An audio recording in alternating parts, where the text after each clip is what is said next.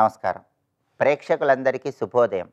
ఈనాటి శుభయోగం శీర్షికన సంకష్టహర చతుర్థి సందర్భంగా ఎలాంటి విధి విధానాలు పాటించాలో, తద్వారా ఎలాంటి ప్రయోజనాలు సిద్ధింపజేసుకోవచ్చో పరిశీలిద్దాం.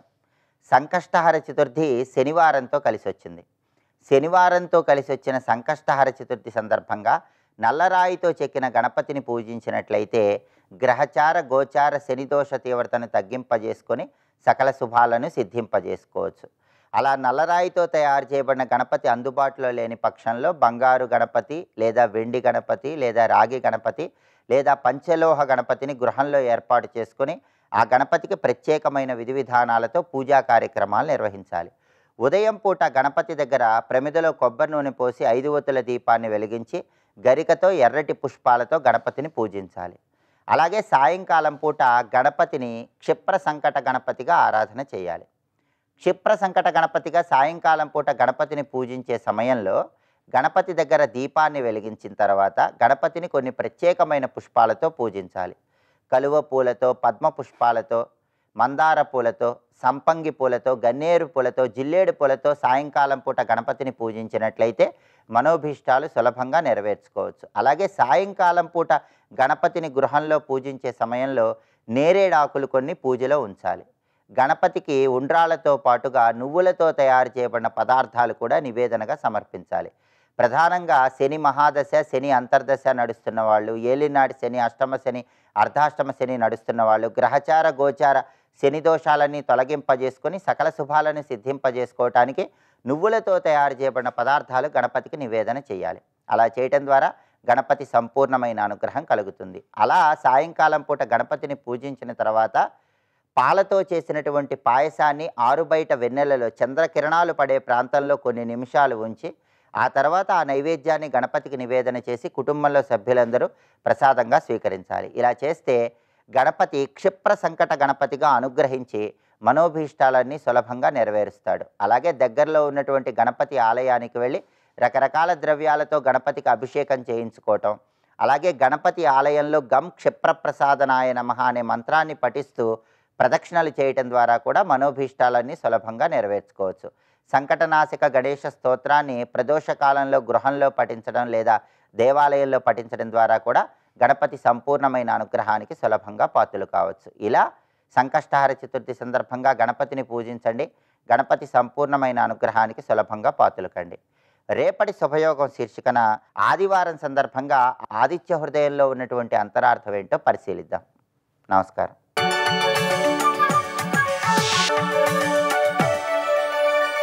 నందకిశోర నవనీత చోర నాద విహార శ్రీధర, నందకిశోర నవనీత చోర నాద విహార శ్రీధర.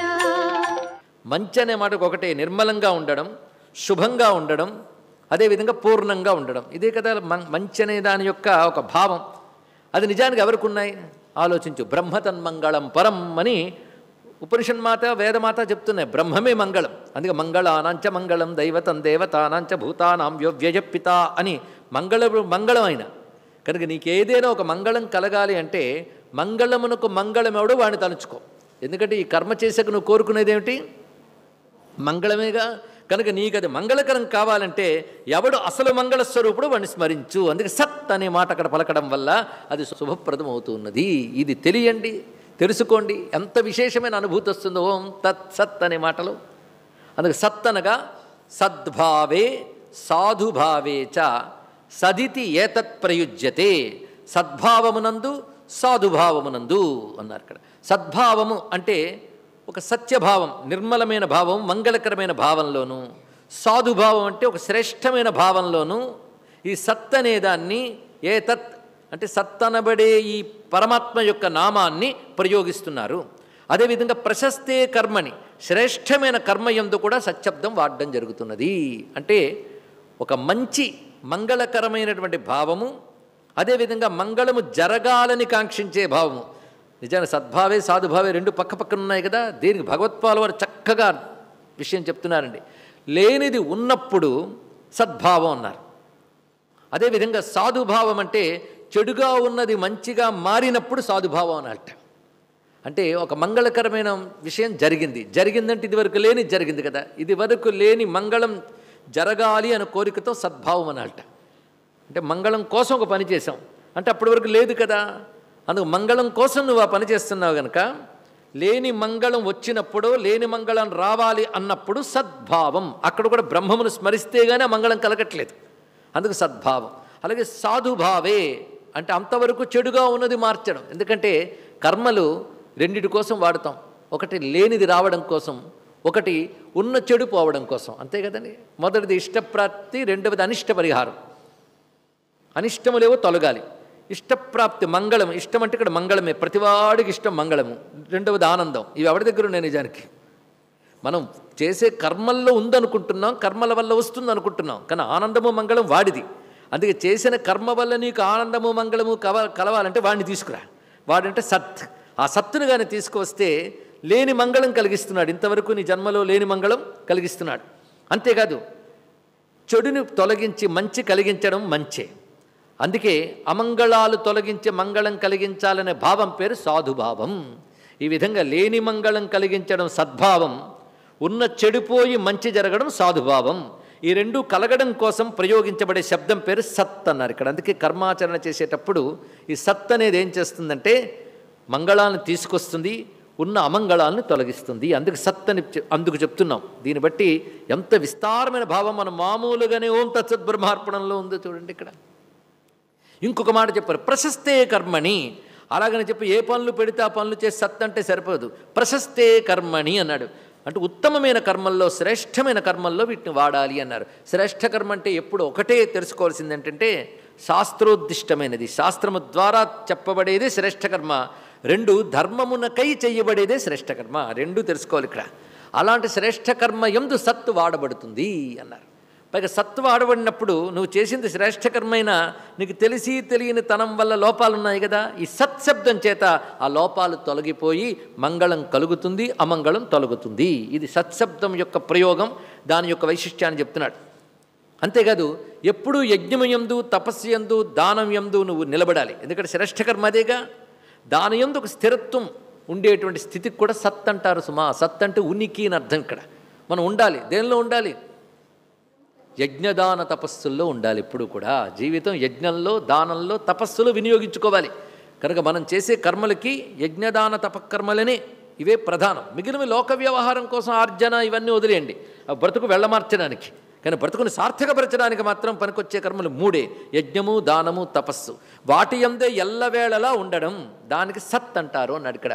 సత్శబ్దం ఎంత విశేషం ఏంటంటే మంచి ఉనికి, శాశ్వతమైన ఉనికి అని కూడా ఉంది. అందుకే దాని సదా అని ఒక మాట ఉంది. సత్శబ్దం నుంచే వచ్చింది ఇక్కడ సదా అనేది. కానీ ఎల్లవేళలా యజ్ఞదాన తపస్సులందు ఉండుట అనేటువంటి స్థితిని సత్ అంటారు సుమా. కానీ సత్కర్మ ఎన్నిటికి వాడుతున్నారు? సద్భావే, సాధుభావే, ప్రశస్తే కర్మణి, యజ్ఞదాన తపసి దానేచ స్థితి. యజ్ఞదాన తపస్సుల యందు ఉనికిని, స్థిరత్వాన్ని సత్ అంటున్నారు. ఇంకోటి కూడా, కర్మచైవ తదర్థీయం సదిత్యేవాభిధీయతే. తదర్థీయం ఆ అర్థమునకై, ఆ ప్రయోజనమునకై చేసే కర్మను కూడా సత్కర్మ అనాలి. దీన్ని బట్టి సత్కర్మ అని దేన్ని అలా తెలిసింది ఇక్కడ. తదర్థీయం, తత్ అర్థీయం, దాన్ని ఉద్దేశించి చేసేటువంటి కర్మనే సత్కర్మ అనాలి. దేనిని అంటే భగవత్పాల్ వారు అంటున్నారు యజ్ఞదాన తపోర్థీయం అన్నాడు ఇక్కడ. అంటే యజ్ఞము, దానము, తపస్సు ఈ మూడింటితో కూడిన కర్మనే సత్కర్మ అనాలి అన్నాడు.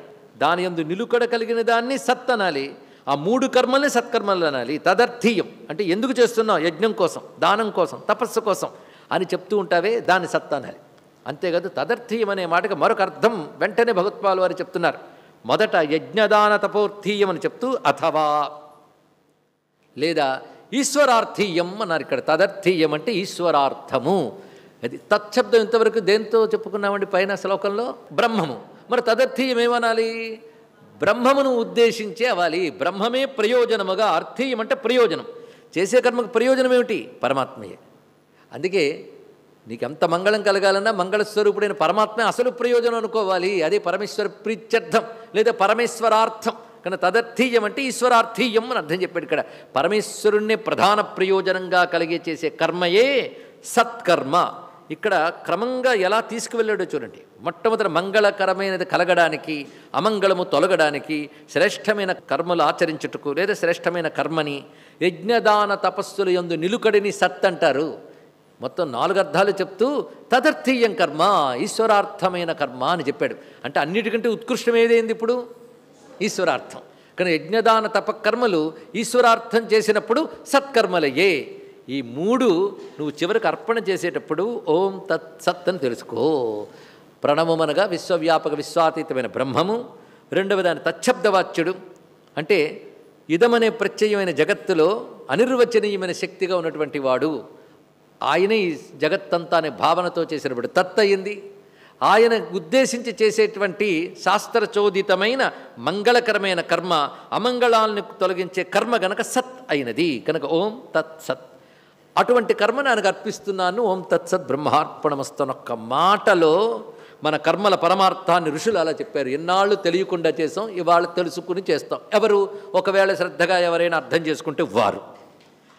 ఎందుకంటే రాగద్వేషాలు అంటుకుపోయిన మనస్సుకి ఏది చెప్పినా ఎక్కదండి. నేను అనలేదు, కృష్ణుడు అన్నాడు. ఇక్కడ తామస ప్రవృత్తి ఏర్పడిపోతే వాడంటే పడదు, వీడంటే పడదు. అప్పుడు వాళ్ళు ఏదో చేశారు కనుక ఇప్పుడు ద్వేషం, వాళ్ళు ఉచ్చెరువు ముట్టుకోం, వాళ్ళు పక్కన పడేస్తాం, ఇవన్నీ చిత్తాల్లో ఉంటాయే. ఇటువంటి వాళ్ళు జడంగా కాలక్షేపంగా మంత్రాలు చేసుకోవడమే తప్ప ప్రయోజనం లేదు. ఎవరికైతే ఇటువంటి ప్రవృత్తి ఉంటుందో వారికి ఇది అర్థమవుతుంది. అర్థమైన వాళ్ళు అర్థవంతంగా చేసుకోగలరు, వాటి ఫలితాలను పొందగలరు. స్వస్తి.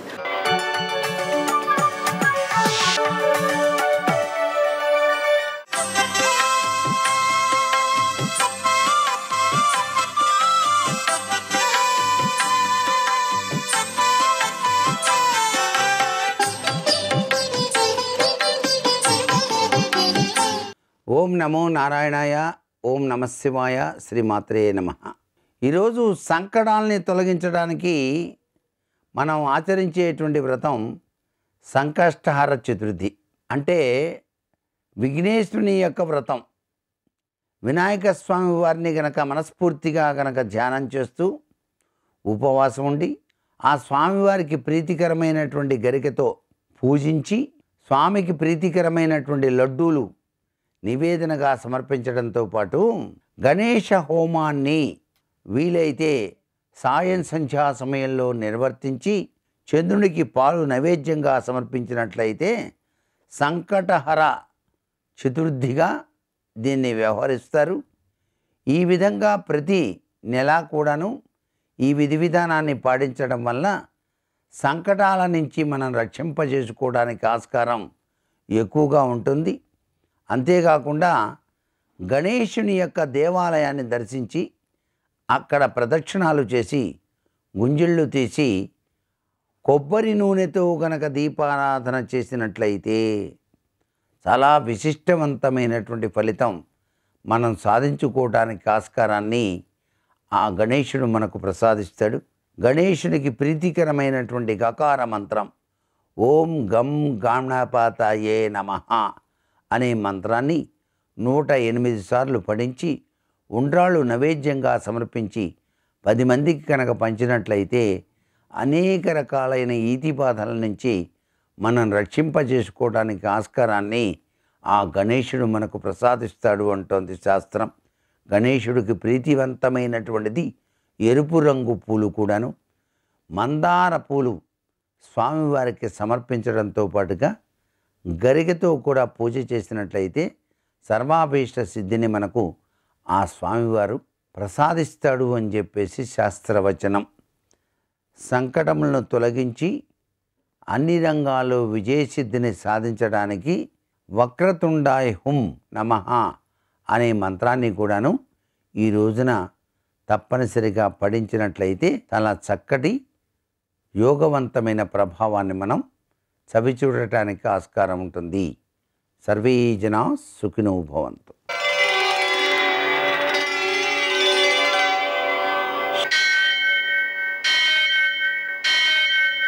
సహస్ర सहस्रशीर्षं देवं विश्वाक्षं विश्वशम्भुवं विश्वं नारायणं देवमक्षरं परमं पदं विश्वतः परमां नित्यं विश्वं नारायणगुं हरिं विश्वमेवेदं पुरुषस्तद्विश्वमुपजीवति पतिं विश्वस्यात्मेश्वरगुं शाश्वतगुं शिवमच्युतं नारायणं महाज्ञेयं विश्वात्मानं परायणम्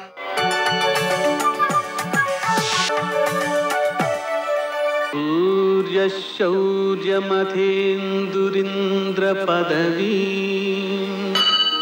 सन्मङ्गलं मङ्गलम् పద్మావతి ప్రణయలాలితముగ్ధదేహ శ్రీవేంకటేశరుణమోచనమస్తు మహ్యం. నేటి కాలమాన విశేషాలను గమనిద్దాం. స్వస్తి శ్రీ చాంద్రమాన క్రోధినామ సంవత్సరం ఉత్తరాయణం వసంత ఋతువు చైత్రమాసం కృష్ణపక్షం శనివారం. సూర్యోదయం 5:56 సూర్యాస్తమయం 6:32. తిథి తదియ ఉదయం 8:16 వరకు. నక్షత్రం జ్యేష్ఠ తెల్లవారుజామున 4:26 వరకు. వర్జం ఉదయం 9:25 నుంచి 11:04 వరకు. దుర్ముహూర్తం ఉదయం 5:56 నుంచి 7:37 వరకు. అమృతకాలం రాత్రి 7:21 నుంచి 9 గంటల వరకు. రాహుకాలం శనివారం కాబట్టి ఉదయం 9 నుంచి 10:30 వరకు. అష్టకవర్గ రీత్యా శుభప్రదమైన సమయం ఉదయం 8:30కి. నేటి విశేషం శనివారం. శనివారం సందర్భంగా సూర్యోదయానికి ముందే లేచి స్నానం చేయడం. ఎందుకంటే సూర్యోదయంతో మనకు దుర్ముహూర్తం ప్రారంభమవుతుంది. లేవటం అనేటువంటిది దుర్ముహూర్తంలో లేచినట్లయితే రోజంతా అనుకూలమైన ఫలితాలు ఉండవు. అందుకోసం సూర్యోదయానికి ముందే లేవాలి. శంకరునికి ఒక 1/2 కేజీ నల్ల నువ్వులతో పూజ చేయడం, వాటిని ఆవులకు పెట్టడం, 1 కేజీ నువ్వుల నూనెతో అభిషేకం చేయడం, దాన్ని ఆవులకు ఒళ్ళంతా పసుపు కలిపి రాయడం, హనుమాన్ చాలీసా పారాయణ 11 సార్లు చేయడం, హనుమంతునికి ప్రదక్షిణాలు, అప్పాలు నివేదన. అలాగనే ఒక మంత్రం ఉంది. ఆ మంత్రం చాలా అద్భుతమైన ఫలితాలను సాధిస్తుంది. అదేమిటంటే, మనం ధర్మాన్ని అనుసరించి కోరిన కోరిక ఏదైనా సరే, ధర్మ వ్యతిరేకం కానిది ఏదైనా సరే తీరడానికి పనికొస్తుంది. అసాధ్య సాధక స్వామిన్ అసాధ్యంతవ కిం వద రామదూత దయా సింధో మత్కార్యం సాధయ ప్రభో అనే మంత్రాన్ని చేసుకుంటే మనకు ధార్మికమైన కార్యాలన్నీ కూడా సిద్ధించి తీరుతాయి. అలాగనే శనివారం రోజున వెంకటేశ్వర స్వామికి దీపారాధన చేయడం కూడా గ్రహదోషాలన్నిటినీ కూడా నివారిస్తుంది. విశేషించి ఈరోజు ప్రదోషం ఉంది కాబట్టి సాయంకాలం కూడా సూర్యాస్తమయం నుంచి 1:12 సమయంలో నూనెతో అభిషేకం చేయడం, నువ్వులతో పూజ చేయడం, వాటిని రెండింటినీ గోవులకు సద్వినియోగం చేయడం. సంకష్టహర చతుర్థి ఈ రోజున కాబట్టి ఈ శివునికి పూజ అయిపోయిన తర్వాత ఆ గణపతికి 21 పత్రాలతో 21 పుష్పాలతో పూజ చేసి 21 ఆత్మ ప్రదక్షిణాలు 21 అరగుంజీలు తీసి 21 అప్పాలు నివేదన చేసి, అయితే వీటిని అప్పాల కంటే నువ్వుల చిమ్మిలి ఉండలైతే మహాశ్రేష్టం. అందుకని ఆ కల్పంలో అవే చెప్పాడనమాట. ఏమని తెల లడ్డు కైహి అని చెప్పాడు కల్పంలో. కాబట్టి నువ్వులతో చేసినటువంటి నువ్వులుండలు 21 నైవేద్యం చేయడం, 21 వాయనం ఇవ్వడం మొదలైన చర్యల ద్వారా మళ్ళీ చంద్రోదయం అవుతుంది అక్కడ. ఎప్పుడు రాత్రి 9:41 అవుతుంది. అటు తర్వాత చంద్రునికి కూడా పూజ చేయాలి. ఇలా చేయడం ద్వారా నీలాపనిందలు తొలగడం, కష్టాలను అధిగమించేటువంటి శక్తి మనకు ఏర్పడడం మొదలైనవన్నీ కూడా సిద్ధిస్తాయి. నేటి ఆణిముత్యాలు.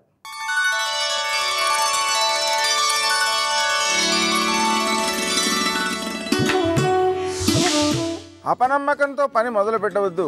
ఎందుకంటే నీకున్న నమ్మకమే నీ విజయానికి తొలిమెట్టు.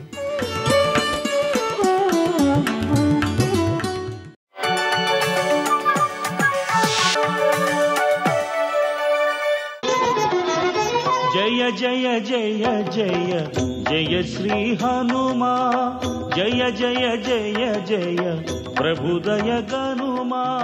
రాక్షసులు వాళ్ళ మనసుల నిండా దుర్గుణాలే. వాళ్ళల్లో ఈ పక్షుల అందం కానీ, చెట్టు అందం కానీ, చెట్టు యొక్క పువ్వుల అందం కానీ, అక్కడ జలాశయం అందం కానీ రాక్షసుల మనసులలో మాత్రం ఉండదు. అయోధ్యలో ఈ బాహ్య సౌందర్యాలు ఉండవు, మనుష్యుల మనసులు మాత్రం ఎంత గొప్పగా ఉంటాయో.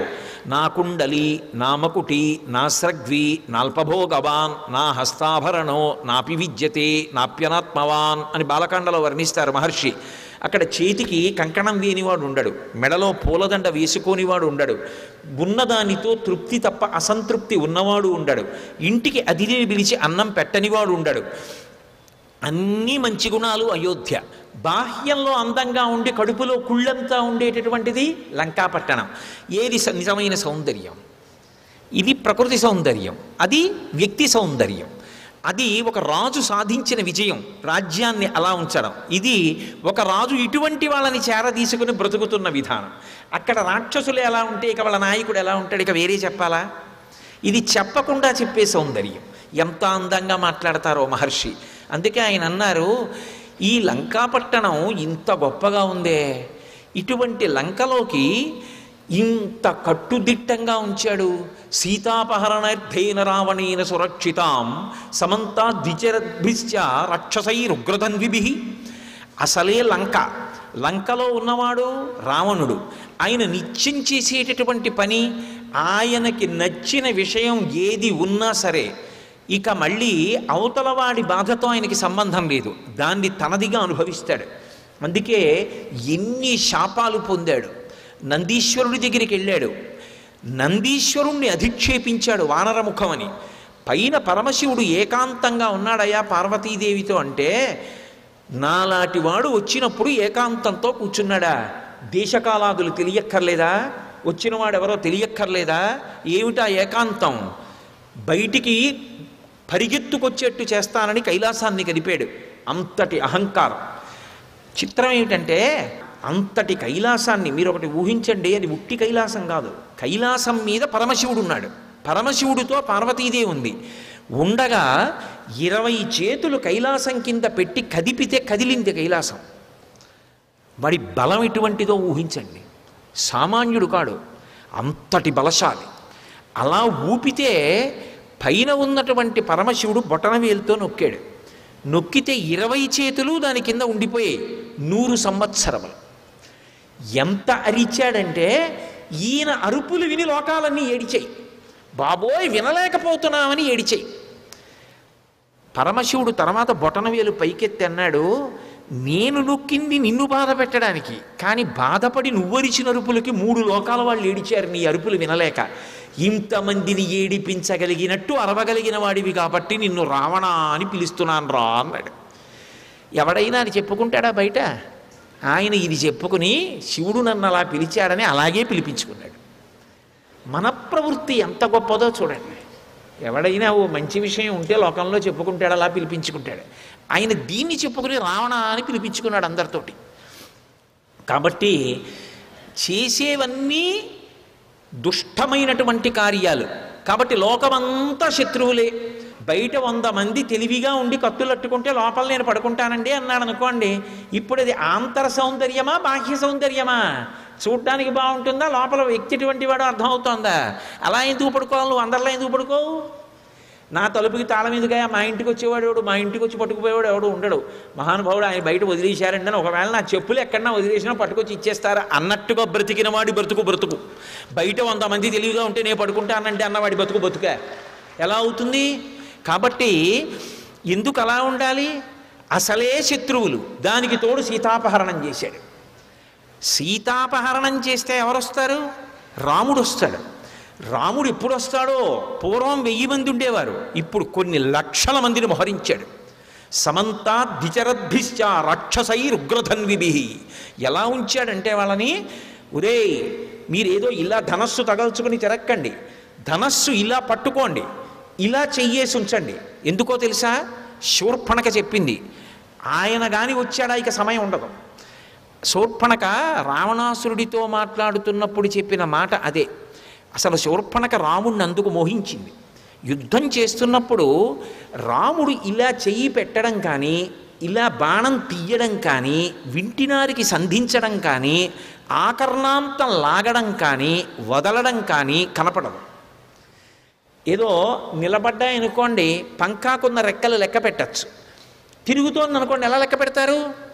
రాముడి చెయ్యి తిరిగితే ఇవేం కనపడవు. రాముడు బాణం వేస్తున్నాడని ఎలా తెలుస్తుంటే ఎదురుగుండా ఉన్నవాళ్ళు పడిపోవడాన్ని బట్టి తెలుస్తుంది, ఓహో వేస్తున్నాడు బాణాలని.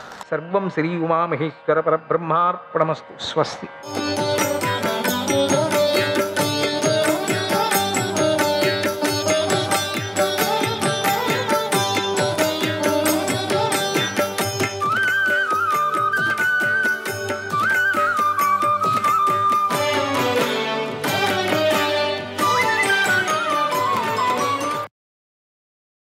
ధర్మరాజు అర్జునుడిని ప్రేమగా పైకి లేపి కవిగలించుకొని పెద్దగా రోధించాడు. ఇద్దరూ ఏడ్చారు, బావురమని. ఇద్దరు బావురోమని ఏడ్చారు చాలాసేపు. అన్నతమ్ములే కదా. కాసేపు వచ్చింది పోట్లాట అయిపోయింది. తర్వాత వారు తమ మనసులోని మాలిన్యాన్ని తొలగించుకున్నారు. ఒకరిపై ఒకరు మనస్సులలో ఎంతో ప్రీతిని నింపుకున్నారు. ధర్మరాజు అర్జునుడు శిరస్సు మీద ముద్దు పెట్టుకొని నవ్వుతూ ఇలా అన్నాడు, ఓ మహాబాహు, నేను విజయానికై ప్రయత్నిస్తూ ఉన్నాను. అప్పుడు కర్ణుడు సకల సేనలు చూస్తూ ఉండగా నన్ను బాణాలతో కొట్టాడు. నా కవచాన్ని, ధ్వజాన్ని, ధనస్సును, శక్తిని, గుర్రాలను చంపేశాడు. అర్జున, నేను ఆ కర్ణుడి పరాక్రమాన్ని చూసి చాలా దుఃఖిస్తున్నాను. నాకు ప్రాణాలపై ప్రీతి లేదు, మోహం లేదు. ఈరోజు యుద్ధంలో ఆ వీరుణ్ణి నువ్వు కనుక చంపకపోతే నేను ప్రాణాలను విడుస్తాను. అప్పుడు నేను బ్రతికుండి ప్రయోజనమే లేదన్నాడు. నేను పోవటమే మంచిదని. సత్యేన తే శపే రాజన్, సత్యేన తే శపే రాజన్, ప్రసాదేన తథైవ చ, ప్రసాదేన తథైవ చ, భీమేన చ నరశ్రేష్ఠ, భీమేన చ నరశ్రేష్ఠ, యమాభ్యాం చ మహీపతే, యమాభ్యాం చ మహీపతే, యతాద్య సమరే కర్ణం, యతాద్య సమరే కర్ణం, హనిష్యామి హతోపి వా, హనిష్యామి హతోపి వా, మహీతలే పతిష్యామి, మహీతలే పతిష్యామి, సత్యేన ఆయుధ మాలభే, సత్యేన ఆయుధ మాలభే. ఆ మాటలు విని అర్జునుడు ఇలా అన్నాడు, ఓ మహారాజా, నేను సత్యం మీద, నీ ప్రసన్నత మీద, భీముడి మీద, నకుల సహదేవుల మీద ఒట్టివేసి చెప్తున్నానయ్యా. నా మాట వినయ్యా. నేను ఈరోజు యుద్ధంలో కర్ణుడిని వధిస్తాను, లేదా నేనే మరణించి నేలకూలుతాను. ఇది నిజం. నేను రాని ఇక్కడికి. నేను ఈ మాటను ఆయుధాన్ని పట్టుకొని చెప్తున్నాను. మళ్ళీ కనుక జరిగే తీరుతుంది. ఆయుధం పట్టుకొని చెప్తున్నాను అప్ప, నేను వాడిని చంపుతాను నేను అని అర్జునుడు శ్రీకృష్ణుడితో ఇలా అన్నాడు. వాడిని చంపకపోతే నేను చేస్తానంతే. ఓ కృష్ణ, నేను ఈరోజు తప్పకుండా కర్ణుని వధిస్తాను. శుభం జరుగుగాక. నీ ఆలోచనతోనే, నీ ఉపాయంతోనే నేను ఆ దుర్మార్గుణ్ణి, ఆ దురాత్ముణ్ణి వధిస్తానన్నాడు. అప్పుడు కృష్ణుడు అర్జునుడితో ఇలా అన్నాడు, ఓ భరతశ్రేష్ఠ అర్జున, నువ్వే కర్ణుని చంపటానికి సమర్థుడవు, అందులో సందేహం లేదు. యుద్ధంలో నువ్వు కర్ణుని ఎలా చంపుతావా అని నేను ఎప్పుడూ మనస్సులో ఆలోచిస్తూనే ఉన్నాను అని కృష్ణుడు ధర్మరాజు వైపుకు తిరిగి ఇలా అన్నాడు, ఓ ధర్మరాజా, ఈ అర్జునుడిని నువ్వే ఓదార్చు, ధైర్యమిచ్చి పంపించు. ఇతడు ఆ దురాత్ముడిని చంపటానికి అనుమతించు. నువ్వు కర్ణుడి బాణాలతో గాయపడ్డావని విని నేను అర్జునుడు కంగారు పడుతూ ఇక్కడికి వచ్చాము. నువ్వు ఎలా ఉన్నావో ఏమిటో నీ క్షేమం తెలుసుకోవాలని ఇక్కడికి వచ్చాం మేము. ఏంటి ఇంత నాటకం ఆడిపోయింది ఇక్కడ? అదృష్టం కొద్దీ నువ్వు మరణించలేదు, పోయి ఉంటావు అనుకొని వచ్చాము ఇక్కడ తెలుసా. శత్రువులకు పట్టింటే ఏంటి గతి? కనుక అర్జునుడికి విజయం కలగాలని ఆశీర్వదించున్నాడు. పోన్లే, అయిందంతా అయిపోయింది కదా. తానే అన్నీ మాట్లాడాడు, బయటికి పెట్టాడు. ఈయన పుల్లలు పెట్టడం మళ్ళీ సరిచేయటం, పుల్లలు పెట్టడం మళ్ళీ సరిచేయటం, పాపాలన్నీ గీకటం, గోకటం, ఇదే పని కృష్ణుడిది. ఆ మాటలు విని ధర్మరాజు ఇలా అన్నాడు, ఓ పార్థ, నా దగ్గరకు రా, నన్ను ఆలింగనం చేసుకో. నువ్వు నాతో మాట్లాడవలసిన మాటలనే మాట్లాడావు, పోన్లే, అవి మంచి మాటలే. నేను నిన్ను క్షమించాను, ఇప్పుడు నిన్ను ఆదేశిస్తున్నాను, అంతే. ఇంకా ఆజ్ఞ, మహారాజు నా ఆజ్ఞ పాటించు, లై, ఆ కర్ణుని వధించు, నేను దారుణంగా మాట్లాడానని బాధపడకు, వెళ్ళు అన్నాడు. ఆ తరువాత అర్జునుడు శిరస్సు వంచి మళ్ళీ ధర్మరాజు మళ్ళీ పాదాలను పట్టుకొని వదిలాడు. అప్పుడు ధర్మరాజు బాధపడుతున్నా అర్జునుడిని మళ్ళీ కౌగిలించుకొని మళ్ళీ శిరస్సు మీద ముద్దు పెట్టుకొని ఇలా అన్నాడు.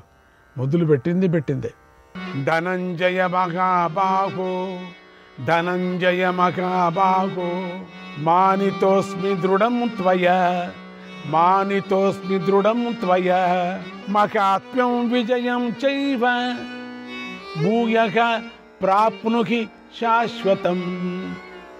ఓ ధనంజయ మహాబాహు, నువ్వు నన్ను చక్కగా గౌరవించావు, మళ్ళీ నీలో పూర్వపు శక్తి కలుగుతుంది, నువ్వు గెలుస్తావు అని ఆశీర్వదించాడు. అప్పుడు అర్జునుడు, ఓ రాజా, ఈరోజు కర్ణుడిని వధించకుండా యుద్ధభూమి నుండి తిరిగి రానన్నాడు. బయలుదేరు. ఆ మాటలు విని ధర్మరాజు ఇలా అన్నాడు, యశోక్షయం జీవిత మీప్సితంతే, జయం సదా వీర్య మరిక్షయం తదా. ఓ అర్జున, నీకు అక్షయమైన కీర్తి, చిరాయస్సు, మనోవాంఛలు, విజయము, శత్రువులను వధించే శౌర్యము ఎప్పుడూ లభించుగాక.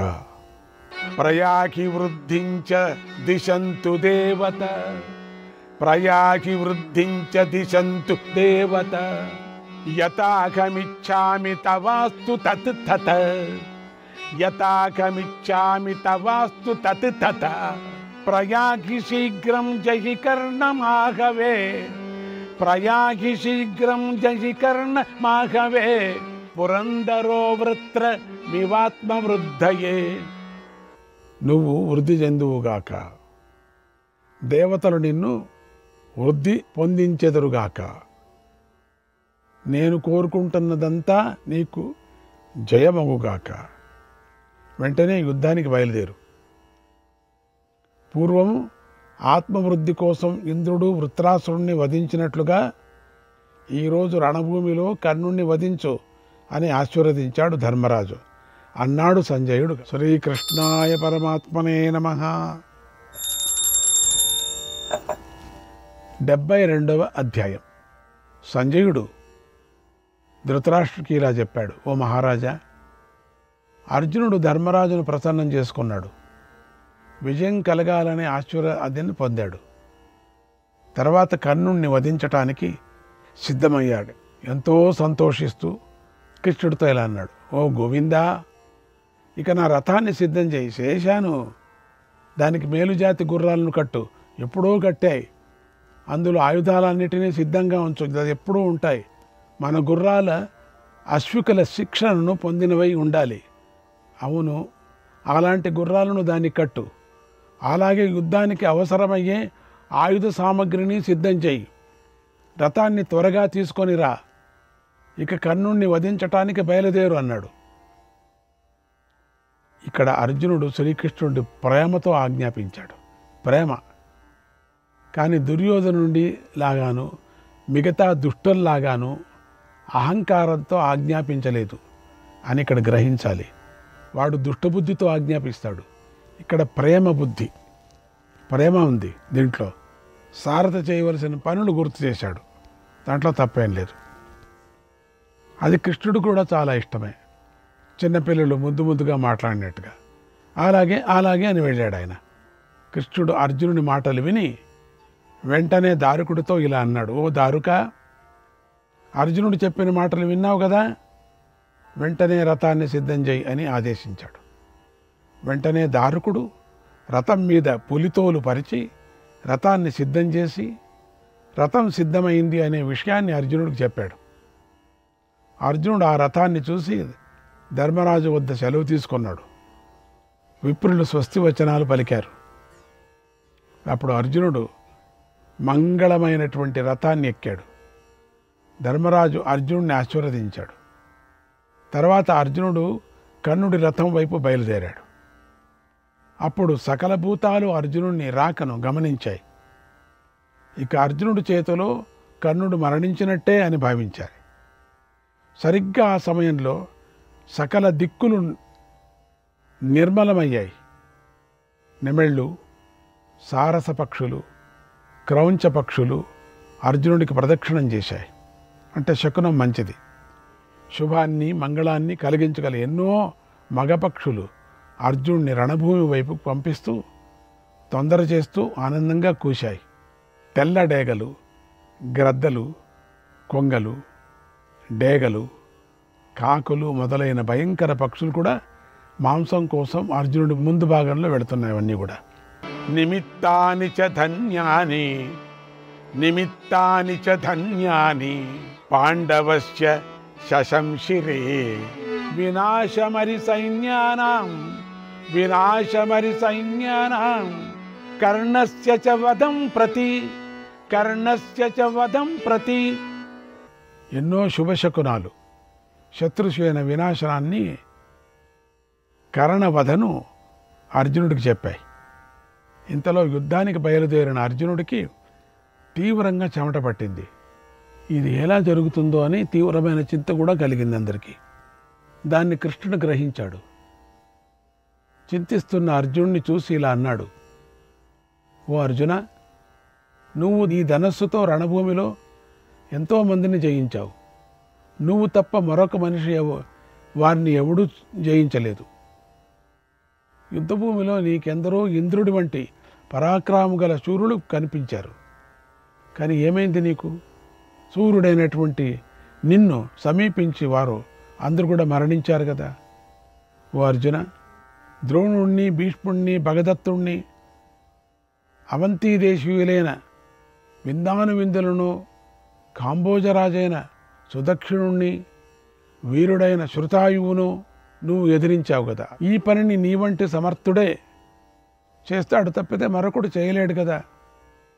వారిని ఎదిరించి క్షేమంగా ఉండలేడు ఎవరు కూడా. ఓ అర్జున, నీవి దివ్యాస్త్రాలు నీలో హస్తలాగం ఉంది, బలం ఉంది. రణభూమిలో నువ్వు మోహం చెందవు ఎప్పటికీ కూడా. నువ్వు మూర్చిపోవు, మోహం చెందవు, భయపడవు. నీ అస్త్ర విజ్ఞానం విస్తృతమైంది. లక్ష్యాన్ని గురి చూడటంలోనూ పడగొట్టడంలోనూ నువ్వు యోగివి. గంధర్వులతో సహా దేవతలను, చరాచర ప్రాణులను నువ్వు ఒకేసారి వధిస్తావు. నీకు ఆ శక్తి ఉందయ్యా. ఈ లోకం నుండి దేవతల లోకం వరకు యుద్ధాన్ని కోరుకుంటూ వింటిని పట్టే క్షత్రియులలో నీతో సమానమైన వాడిని నేను చూడలేదు, వినలేదు కూడా. ఓ అర్జున, బ్రహ్మదేవుడు ప్రజలను సృష్టించాడు. ఈ విశాలమైన గాంధీవ ధనస్సును కూడా సృష్టించాడు. దానితోనే నువ్వు యుద్ధం చేస్తున్నావు. ఈ సందర్భంలో నీకు ఒక మంచి మాటను తప్పకుండా చెప్తాను, దాన్ని పాటించు. యుద్ధరంగానికే వన్నె తేగలవాడు కర్ణుడు. అతడిని నువ్వు పరాభవించు. కర్ణుడు బలశాలి, ఆత్మాభిమాని, అస్త్ర విద్యా పారాంగతుడు, మహారథుడు, చిత్రంగా పోరాడతాడు. అతడికి దేశ కాల తత్వాలు తెలుసు. అతడు యుద్ధ నిపుణుడు. ఇన్ని మాటలెందుకు, సంక్షేమంగా చెబుతున్నాను విను. కర్ణుడు మహారథుడు, నీతో సమానుడు లేదా నిన్ను మించినవాడు. తీవ్రమైన పోరాటంలో నువ్వు మహాప్రయత్నంతోనే కర్ణుణ్ణి వధించాలి, తప్పదు. నీకన్నా పెద్దవాడు, రెండవది నీకన్నా గొప్పవాడు. కర్ణుడు తేజస్సులో నిప్పు లాంటివాడు, వేగంగా వాయువుతో సమానమైనవాడు, కోపంలో యముడి వంటివాడు, సింహం వంటి దృఢమైన శరీరం గలవాడు, బలం గలవాడు. కర్ణుడు పొడవైనవాడు, మహాబాహువు, విశాలమైన ఛాతి కలవాడు, జయింపరానివాడు, అభిమానవంతుడు, శూరుడు, గొప్ప వీరుడు, చూడముచ్చటగా ఉంటాడు. కర్ణుడు మిత్రులకు అభయాన్ని ప్రసాదిస్తాడు.